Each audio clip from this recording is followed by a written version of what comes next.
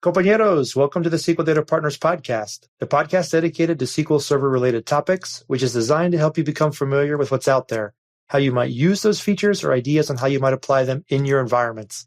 I am Carlos L. Chacon. And I am Steve Stedman. We are two data professionals trying to help others get a better handle on their database environments, either through this podcast, our training, or our consulting practice. Thanks for joining us on the SQL Trail. Welcome to the show. SQL Data Partners.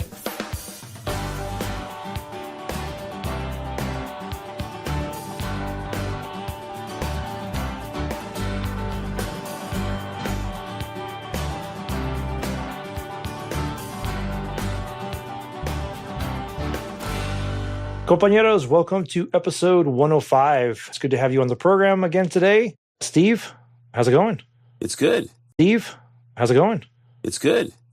Today's topic is on when is enough enough. So, Carlos, when is enough enough? Yes, that's right. So this question was posed to me during a session as we were talking a little bit about parallelism and the change made to the cost threshold for parallelism. And so, the question was, okay, well, now you've made this change. How do you know if you've raised it too high? And so I thought we could talk a little bit about the kind of extension of this idea of from baselining, which we've talked a bit about in previous episodes, kind of best practices.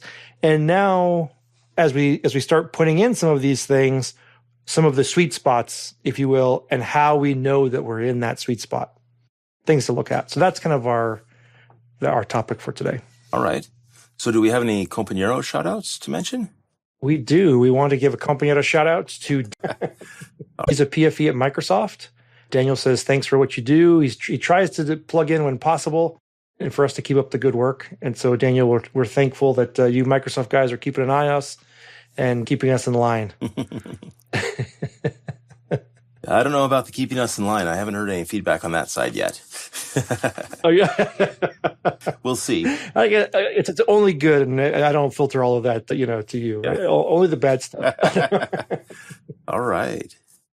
Okay, so we're still planning for the Compañero Conference in October, and one of our speakers, Mindy, she's been the podcast earlier, and Mindy, while we were chatting with her, she gave us a little bit of information about herself and what she's going to be presenting at the conference. Yes, I think one of the things I like about the conference is the whole single track concept, and I'm going to get to see all of the presenters this time.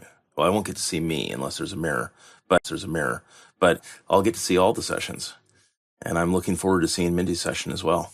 Yeah, that's right. I think it's going to be good, and again, just the ability to be able to review, kind of see things from a different perspective. I think it's going to set up lots of questions and people to continue their learning. So let's see, as we get into the episode today, the show notes for today's episode are going to be at sqldatapartners.com/enough. Or at sqldatapartners.com/105 for the episode number. Yeah, so I guess let's go ahead and jump into this conversation. And we have a couple of items or settings, if you will, that we'll talk about. And the first one is, let's go ahead and kind of tackle the max degree of parallelism. How do we know when we're in a sweet spot? I guess we should start this conversation with all of these answers are going to have to start with it depends. I don't like to and so we're going to talk about some of these things in kind of loose, generic terms, but that doesn't mean that you should necessarily adopt them as gospel. Obviously, your individual scenarios or your environments are gonna dictate some of this, and so we'll try to address a handful of them, but not we won't be able to address every scenario. Yep. So, but as far as max degree of parallelism, I don't like to talk about that alone. I like to always talk about cost threshold for parallelism at the same time, because I think the two of these go so hand in hand. Sure. And I think that there's a lot of confusion and just sort of downright bad defaults on both of these. Right. So, and I guess both of these originated, when was it? Somewhere in the 90s. Mm-hmm. Back SQL Server 6.5 or 7. To a time machine. 6.5 or 7 or somewhere around there. And they may have made a lot of sense 25 years ago. Sure. But the defaults that you have on those today are not so great. And I think that Right. it comes down to the fact that hardware has evolved a whole lot since then. Yeah, Adam Mechanic has this great line, where he says that these only make sense if you jump into a time machine and go back to the guy who kind of developed this at Microsoft and used his computer to execute your queries. Right. And yeah, unfortunately, or maybe fortunately in this case, we don't have a time machine. Yeah, that's right. So the default for the max degree of parallelism is 0, which means unlimited parallelism. And the default for the cost threshold for parallelism is 5, which means any query that has an estimated plan of greater than 5, it will be considered Probably listening to this. As a parallel query. Sure. And the reason for the max degree of parallelism at 0 is because, as you begin to install SQL Server, and you can think about it from their perspective, they don't know how many CPUs you have. Right. And I guess dynamically trying to figure that out, and all the different scenarios that you might have as far as how much stuff you have on the box with SQL Server, which I think is lessening to a degree. Obviously, if you're probably listening to the show, SQL Server is by itself. Although again, there's going to be exceptions to that, and so you can kind of see their conundrum that they're in there. So the max degree of parallelism, there's a lot of different opinions out there on what it should be set to. But most of them, fortunately, are kind of in the same range. And typically what I see on this and what I like is close, and I say close to because there's a lot of opinions in that area, but close to number, and I guess when I say CPUs, I should have said CPUs or cores, max number of cores that you have, or the max number of cores per NUMA node. And whichever number is smaller out of those. Right. So there's a little bit of math involved there, right? Yep. Again, it's all the variations that are going to play into that. So taking into example that number 8, right? If you only have 4 CPUs, right, your number is going to be 4. Right. But if you have Something 4 like that. CPUs that are split amongst 2 NUMA nodes, right, which usually NUMA is not that common with that few of CPUs, but if it was, you'd want to set it to 2 in that case. Right. So usually with smaller number of CPUs, like less than 6 or 8 CPUs, you're probably going to go with the number of CPUs 99% of the time, unless you have NUMA enabled. Sure. But when you get into SQL servers with many CPUs, this is where it can get really interesting. So if you've got a server with 50 CPUs or 30 or 80 CPUs or even more than that, what could happen here is that a small query that probably shouldn't go parallel could go parallel and could be run on all of those CPUs. And I guess I need to start saying this differently. They need to be running all of those cores, because generally it's not CPUs, you have multiple cores per CPU. Right. So be run amongst all those cores. So, and that can be really inefficient. So if you, and generally what I see even on servers with lots of cores is that 8 is a good setting. I mean, it's what a lot of people are recommending. It's kind of the best practice to use there as a maximum, because what you get into is when you have more than 8, there's a lot more work involved in bringing back all of the results from each of those different CPUs or different cores doing the work. There's a lot of work involved in sort of collating the results and waiting. And if one of them takes a little bit longer, there's maybe a lot of waste going on there. Sure. And you'll see that show up because you may have a lot of cxpacket waits, which maybe we should take a second to talk about that, because cxpacket is one of those wait types that is oftentimes, there's a lot of misinformation out there around it. Some people say, don't ever worry about cxpacket waits. That just means parallelism is occurring. And for the most part, that's probably true most of the time. But you can get into a point where there are things that will cause excessive cxpacket wait, one of them being incorrect settings on your parallelism. Right, sure. And when I say on your parallelism, it's really on like how parallelism setting and your cost threshold for parallelism setting, because those kind of go hand in hand there. Right. Well, I think, so I guess if we're going to jump here, so that question is we've made the change. However you decided to make your change, you've now made it. How do you know, like, how can you determine that you're in a better place? Yeah. And I think there's a couple of components there. One, I think the overall percentage of weights, when because cxpacket will probably continue to be in there, but you should see other weights kind of start to float up, right? Or there should maybe a better mix, if that's the right word. If, for example, cxpacket weights was, taking up 99% of all the weights, that should float down a little bit. Yep. And usually what I look at there is if more than maybe 50% of your weights is based on cxpacket, that maybe, but kind of probably something there you should take a look at. And if it's up to 99%, then there's certainly something you should be looking at. Sure. So, go ahead. The cost threshold for parallelism, again, that it's going to take a little bit of knowing your system, but you're just going to want to take a peek at which is easier said than done, but kind of getting in and knowing some of those queries, what the big queries are, and ensuring that they're still parallelizing. Yep. Right. And then do you feel like there are queries that are, that are taking up lots of CPU that might benefit from parallelism? And then that's kind of a one-off kind of decision as to whether you should try to tweak that or not. Yep. And I think that there's kind of a balance there because you don't want every query to go parallel. Sure. But the flip side, every query to be single-threaded either.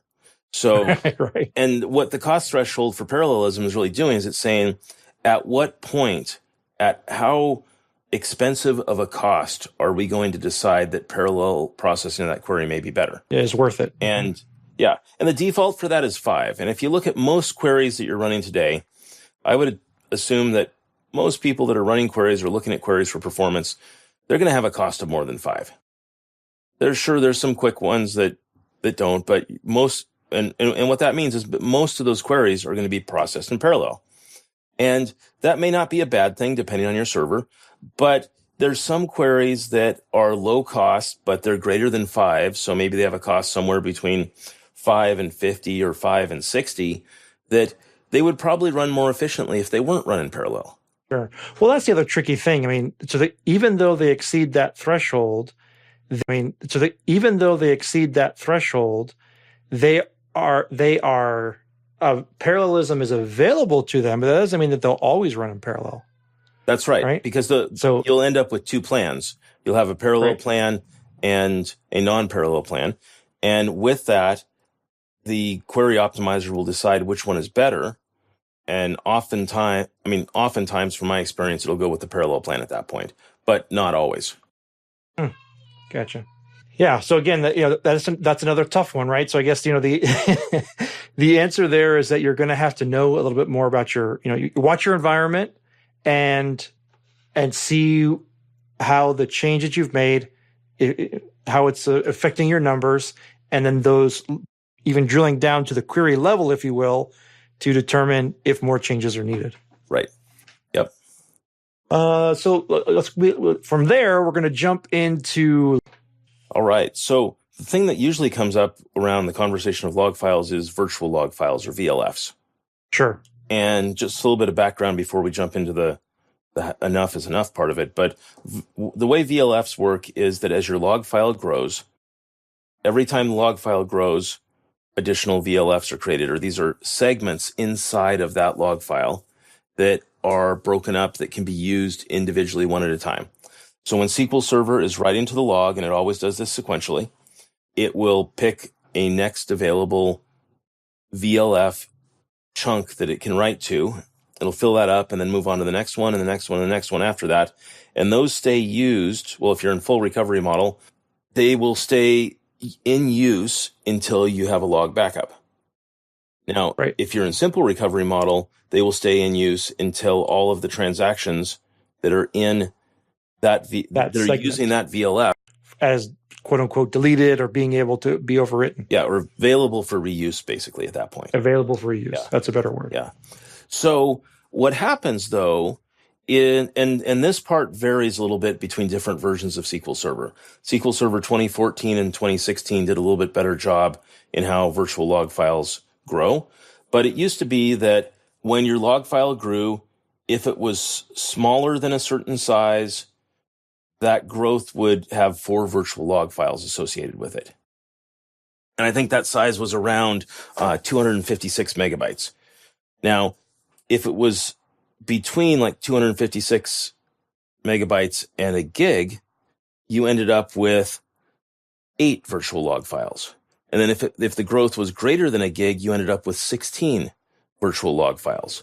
So it was SQL Server trying to guess based off the size of that file growth, how it could chunk that up appropriately so that you get sizes that would be more reasonable to use. Right.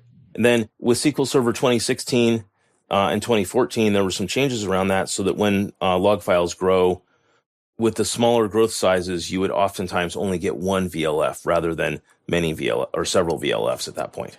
But the problem that you run into is that a lot of people or a lot of databases sort of some bad growth settings initially. And a lot of the defaults were either grow by 1 megabyte or grow by 1% with a starting size of 10 megabytes.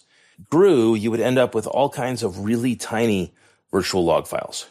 And what that meant was that if you had a big transaction, it would have to span multiple of these VLF files that were really tiny. Sure. And again, kind of more work because it had to deal with multiple little files to get in and out of. Yep. And we've kind of had, depending on how databases that have had multiple little files to get in and out of. Yep. And we've kind of had, depending on how databases were created, and oftentimes if you're an accidental DBA and you don't know about VLFs, you might never have checked these. But I've seen some that have had over 100,000 VLFs in a single log file. And yeah, that's a lot. So, but why is that bad? And sure. Part of understanding when enough is enough is to know, well, what makes that a bad thing? It's just a lot of chunks in a big file. Right. But what makes that bad is a couple of things. One is that when a transaction runs, it needs to use multiple of those VLF chunks in order to be able to write to the log. And you have, with big transactions, you can have multiple of them in use, which may make it harder for the SQL engine to be able to write everything that needs to happen. Base SQL Server has to go through and recreate all of those VLF chunks when you do the restore. So part of restoring a database is it allocates the data file, allocates the log file, and while it's allocating the log file, it's writing all those chunks. And I've seen restores of databases that took 8 to 10 hours because of the VLF count. Whoa. And then the same database, after reducing the VLF to a more reasonable number, took around an hour to do the restore. Wow. So, and obviously disk speed and things, all that comes into play as well, right? Oh, yeah. And that's just the same database on the same disks doing the comparison there. Right. I've seen it be 8 to 10 times as long because of a lot of VLFs. Wow. And that's an interesting point because normally we talk about performance, right? We're talking about like application performance, right? Like my users trying to get information out of the system. Yep. Right? That scenario. But in this case, one of the bigger performance, sure. And on like an RTO perspective, right? I now need to restore that thing. Well, I'm not going to be able to I'm not going to be able to get the performance to meet the expectations of my users.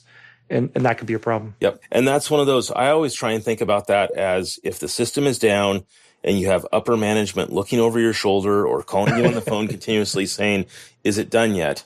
And you're just there twiddling your thumbs, waiting for the log file to allocate. Sure. And not being able to tell them, you're thinking that, it's got to be done soon, but it could be 6 or 7 or 8 hours before it's done. Right. And I think that's one of those things that misunderstanding of the VLFs there could lead to what people end up referring to as an RGE, resume generating event, where you oftentimes, if you tell management you've got a 2-hour recovery time, but it turns out to be 10, that may be the end of your job, depending on where you work. Yeah, sorry, but that may be the end of your job, depending on where you work. Now, I hope that they'll forget, give them a little bit of leeway as long as they can get back up. Right now, if you can't get back up, it's a different story. But yeah, that that would be a rough place to be if they were that tight with the leash there. Well, and what it really depends on, oftentimes in most businesses, is how much money are you losing for every minute that database is down? No, exactly. That's right. And I remember years ago when I worked at Amazon.com, one of the things there that they measured for any outage was how much money did we lose? Wow. And if that money is a few $100s, it could be very different than if it was a few $100,000. Right. Yeah. Yeah, no, that's true. I think it helps put things in perspective, and again, that kind of goes back to a culture, right, of recognizing the value of things being up. And then hopefully if that's the window and you're pricing things, that way, which I think, again, is probably do a better job of saying, hey, and I guess I'll use the channel advisor guys, those who have, access to selling things, outside. It's a little bit easier. Customers purchasing products, that's easier to tally that downside or the cost there. Right. But to be able to calculate that and say, hey, look, you know what, guys, if we can't do this, then we're going to lose X number of dollars. It's going to cost Y to put it in, Yep. does the ROI make sense at that point, right? Kind of a thing. Yep. So then with virtual log files, how do you know if you have enough, not enough, or too many? Yeah, that's a good question. And I guess because I was thinking about this when you put it on the list, and I mean, so in my mind, and luckily, right, as a knuckle dragging Neanderthal, I haven't had too many experiences, I guess, having problems with this. Maybe at least about. That's a great. And I think as long as I have a more consistent size, that's kind of where I feel better about things. Yep. Do you have I guess, what about you, Steve? When do you think enough is enough there? Well, okay. So really what it comes down to is how long does it take you to restore that database? I mean, that's the key thing I look at on VLFs. So if you have an environment where you're doing a regular restore from production to a test server or a development server, that's a great way to know. But if you don't have that, hopefully you're in an environment where you test your backups. And if you have a backup that takes you, let's say, an hour to run, but 6 hours to restore, assuming it's similar hardware, well, then that could be an indication that you might have a VLF problem there. However, that alone is not the only indicator. I have a script I created, and you can get to that on stevestedman.com/VLF, and comes back to it and then puts that into a temp table and then does some sort of visualization with sort of a character-based bar chart in the query output window. So you can in the results set, you can actually see the size of the individual files, and it kind of gives you an indicator as to how big they are. Yep. And with that, and again, there's a lot of opinions out there, and it always comes back to it depends. But my rule of thumb is that anytime it's over 1,000 VLF files in any one database, or any one log file associated with that database, that's something that usually I want to deal with that right away. Anytime it's over a couple of hundred or maybe 300 VLFs in a single log file, that's something that I'd like to deal with, but it's not super urgent. Sure. And just keeping it somewhere in that range. And I think opinions will vary, but I think most people who have experience with VLFs will agree. Sure. And just keeping it somewhere in that range. And I think opinions will vary, but I think most people who have experience with VLFs will agree that more than 1,000 VLFs can be an issue, and that many will also agree that more than 500 is something that wants attention as well. Right. And I think that's a great point, right? Is that you have a metric to go back on, and that is your restore time. Yep. Right. So that can be your benchmark. That can be your feel good. Now, obviously, there's only so much performance you can squeeze out of that, right? It's not going to go from, 10 hours to 5 minutes, I don't think. No, but it may go from 10 hours to 1 hour. Sure. And that could make the difference between staying up all night to deal with an issue. Right. Getting some sleep that night. Now, the flip side of that is you don't want to have too few of VLFs either. Right.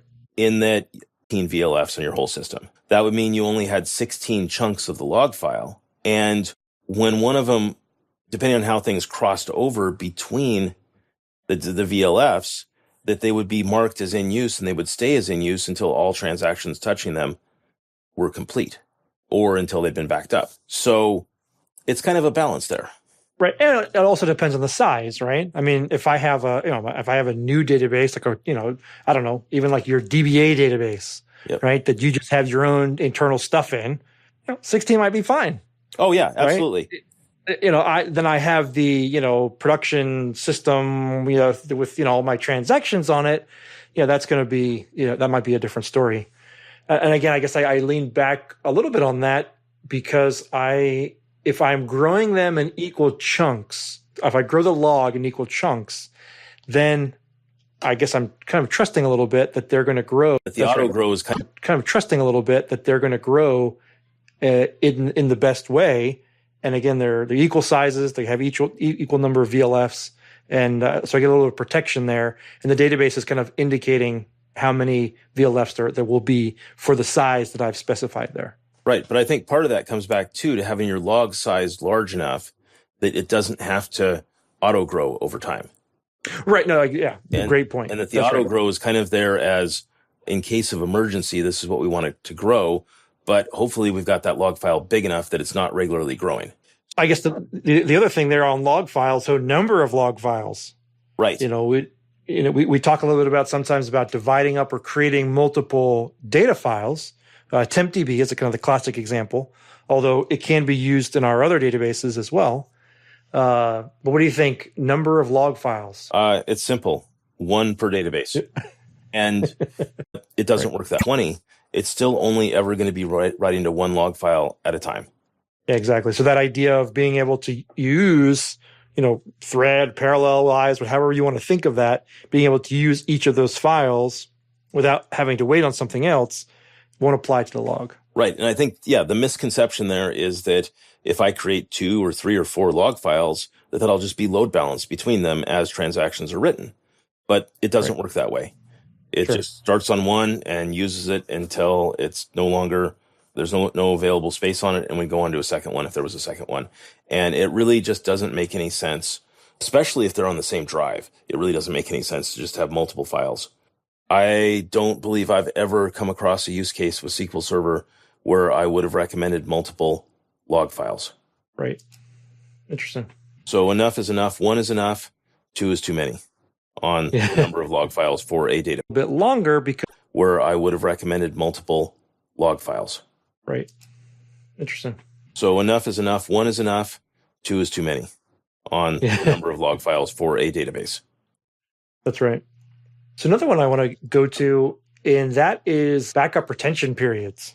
So we talked about, so ultimately we get into a scenario where our backups might be taking a little bit longer because we have too much, well, I guess we talk about one, history, but then I guess we're using the word retention, is how long we should keep them for.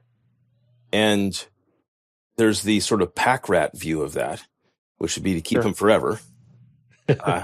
And then there's the we're tight on disk space view, which means we keep them for as little as possible.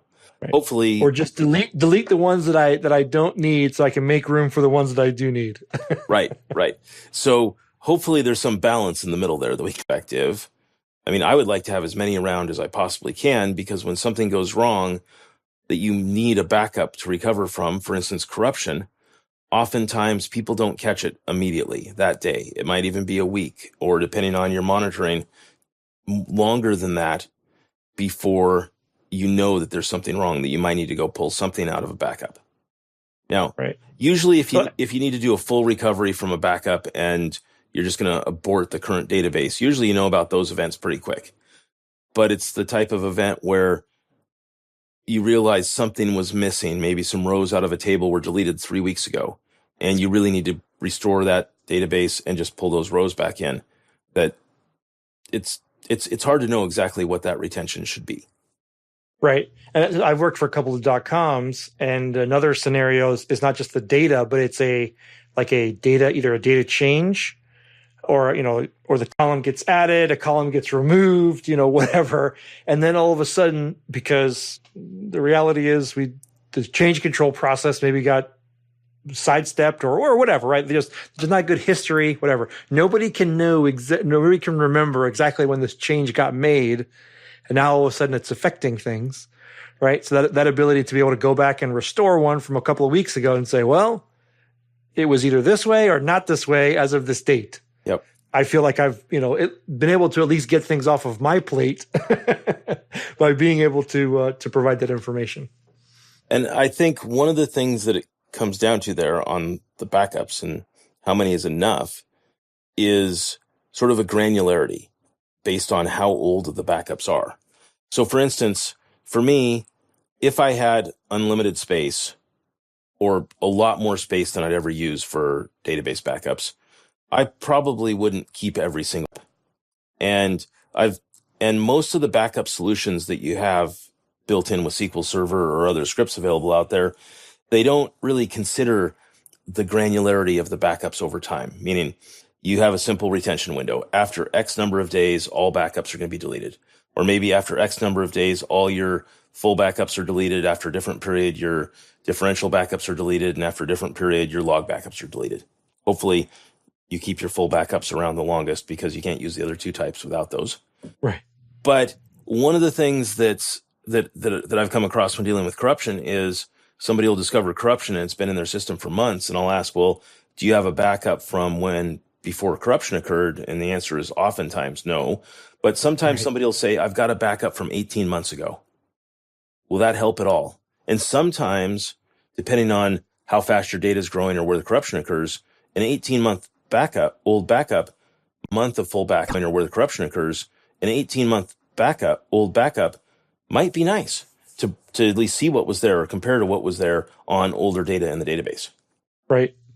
So one of the things I like to do in a perfect scenario is maybe, like, let's say you've got enough space for 1 month of full backups.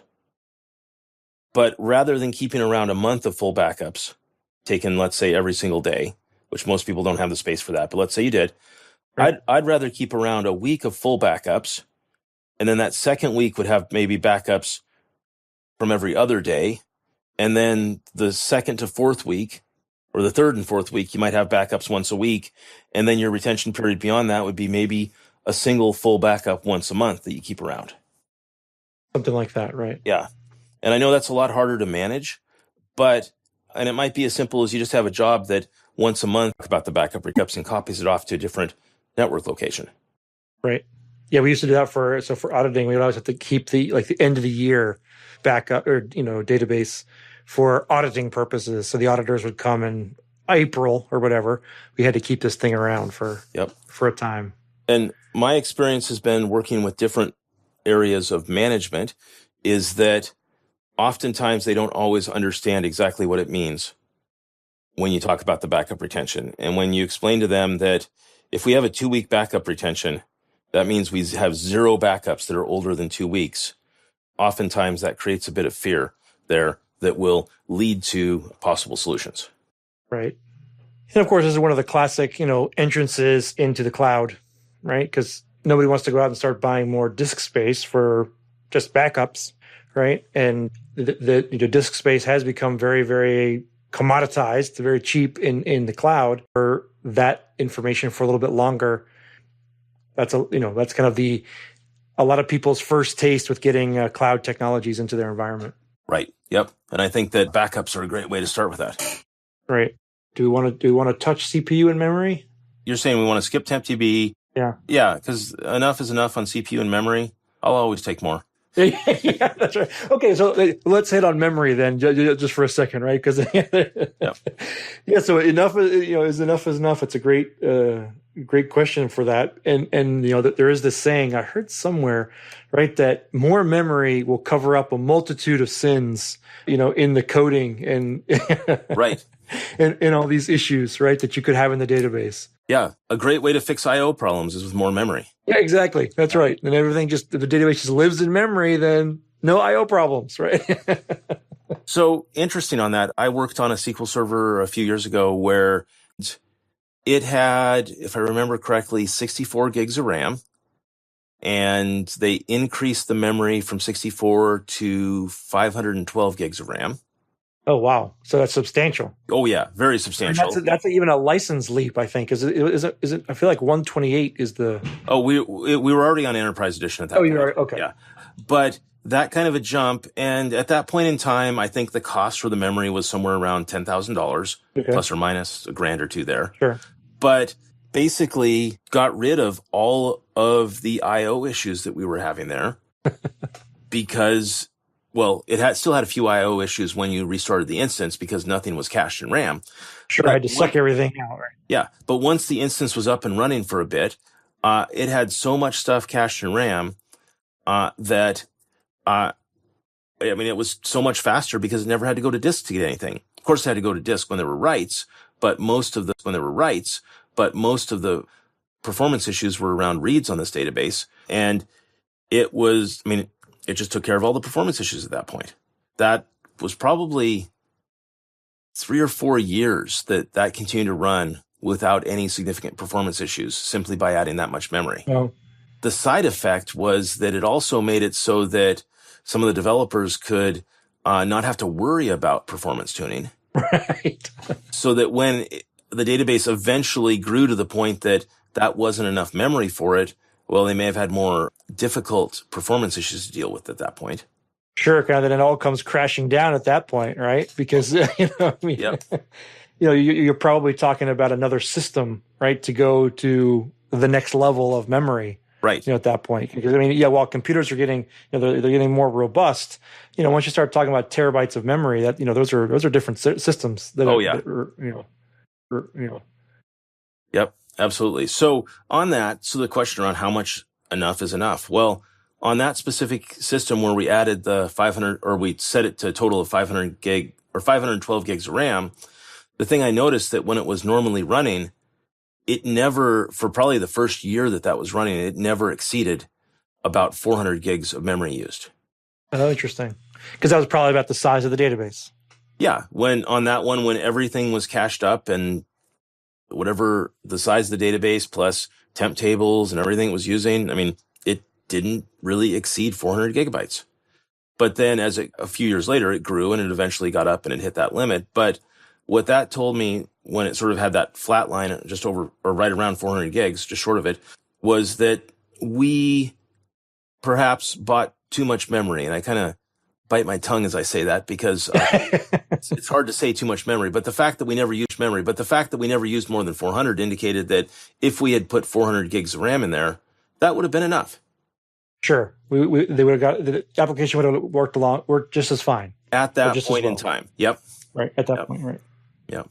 Yeah. So how do you know when enough is enough? Obviously, I think there's that the indicator that people have lots of different thoughts about, right? But the page life expectancy. Yes, thank you. There you go. PLE, page life expectancy. I think it's kind of been kicked around a little bit, right?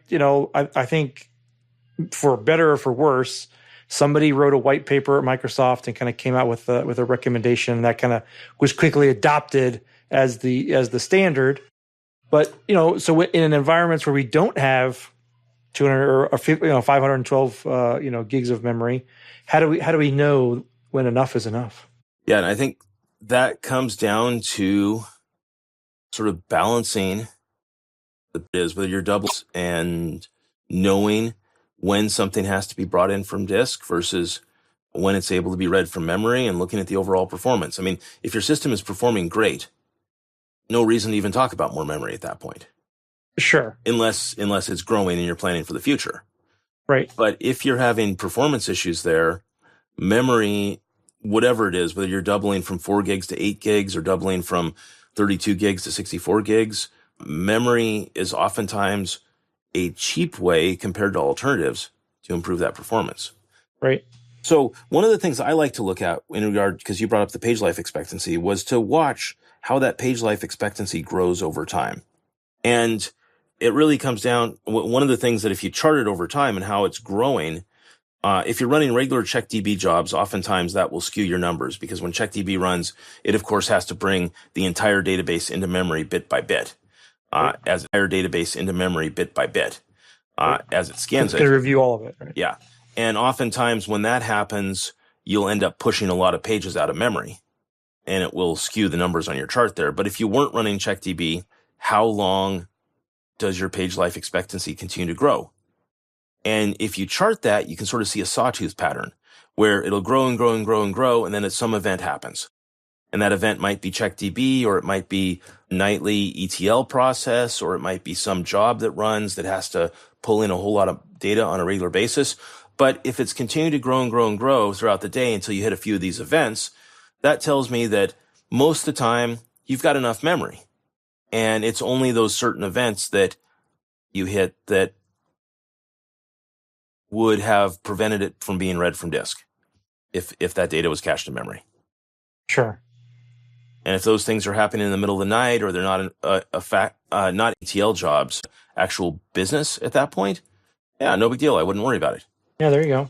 It's the kind of thing where it's an ETL process that kicks off at midnight and it runs through until 10 a.m.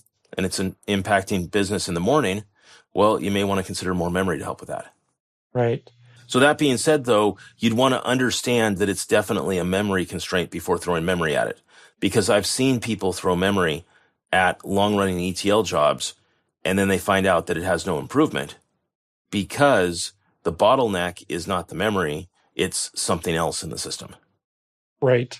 Yeah, I guess I was going to go along with that a little bit to take a peek at, obviously, you're going to want to take a look at memory consumption. The other thing that I have found helpful is also just taking a look at the chattiness of the disks. One of the things that that I have found is that, maybe not mission critical, but it's becoming more and more important. But then you've tacked on some of these other databases that are, kind of one-offs, right? Or not quote unquote as important. And then you find out that they're the ones that are kind of being chatty, or things like that, or they're taking up more space than they should. Those are situations where, for the system that you're most interested in, maybe you have enough, and it's just a matter of moving that quote unquote lesser database off somewhere else so that the system that you care about is not impacted. Yep. That's a great example. And that's a great reason that to have different instances running in different VMs, in that you could constrain some of those less important databases to not chew up the memory that way. Right. Okay.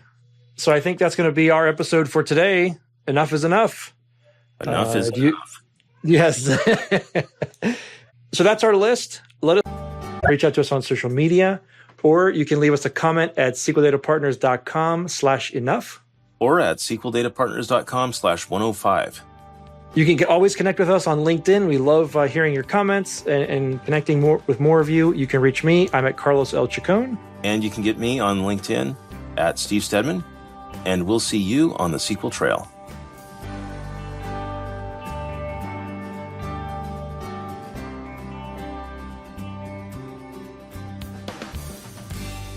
SQL Data Partners. SQL Data Partners.